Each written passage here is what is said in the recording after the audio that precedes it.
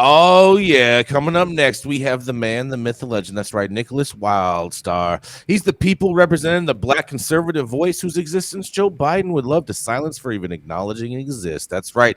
Here to change the narrative is none other than himself, the governor, Nickolas Wildstar. Yay. You're on mute. You're on mute, Nick. All right, can you hear me now? Yes, sir. Yeah, baby. My bad. What's up, y'all? And thank you for that introduction, JB.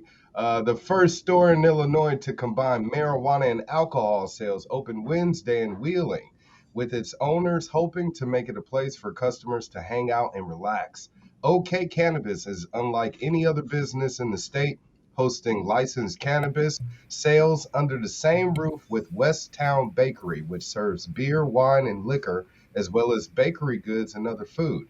The majority owner is Charles Mayfield, who is interim chief operating officer for Chicago Public Schools, and Chicago 47th Ward Alderman Amaya Pavar and others are minority owners.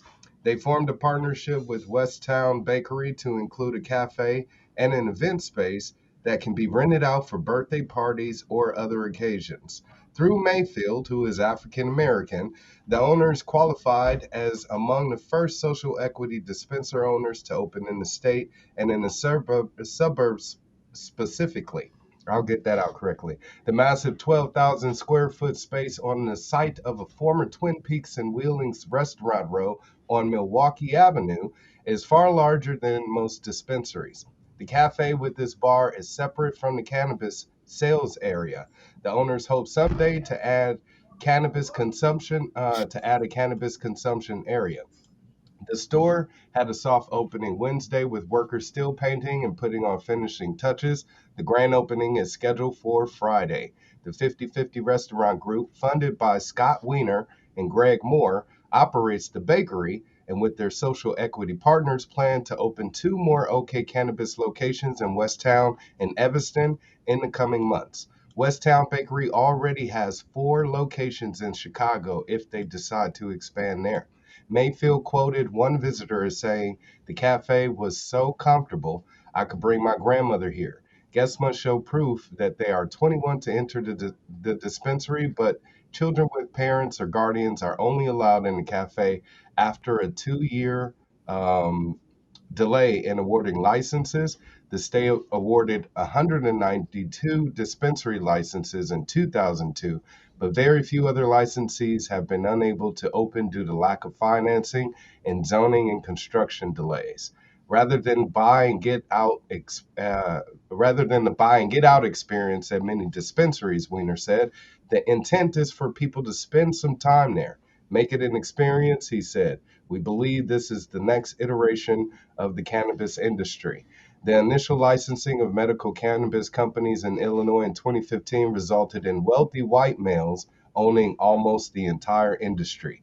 The subsequent licensing process was meant to favor social equity, quote unquote, applicants, generally defined as people living in areas with high rates of poverty or cannabis arrest, or those with low level marijuana arrests. But just six social equity dispensaries have opened, including three in downtown Chicago, plus OK, Altius and Round Lake Beach, and Ivy Hall in Crystal Lake. To simplify the process by eliminating applications, there were hundreds of pages long. The Illinois Department of Financial and Professional Regulation is holding a new online application process through February 14th. So get them out there. Some applicants have said new selection criteria based on applicants living under privileged censored census tracts has complicated the process.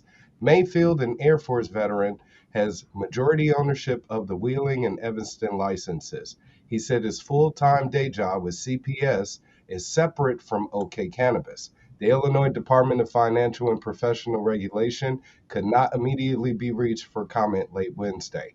Pavar and his Indian American Pavar is Indian American and a senior fellow at the Economic Security Project and has worked with George Soros funded Open Society Foundations. He's also has a partner